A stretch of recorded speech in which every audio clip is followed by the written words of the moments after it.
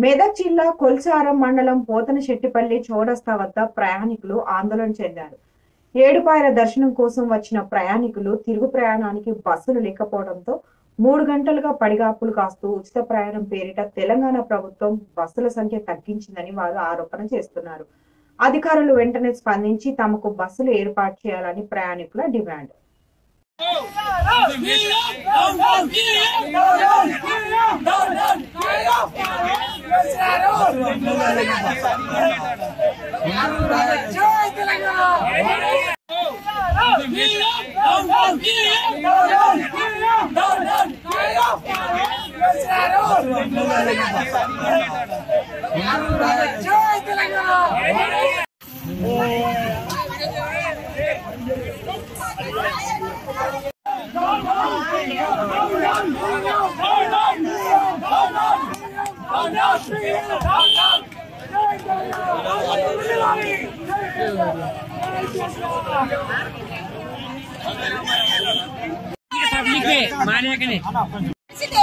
మా చిన్న చిన్న పిల్లలు ఉన్నారు.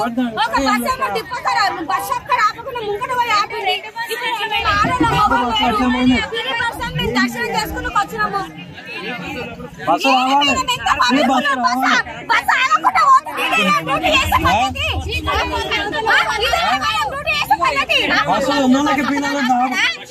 చిన్న చిన్న పిల్లలు ఉన్నారు. మళ్ళీ చేయింది పైసలైంది.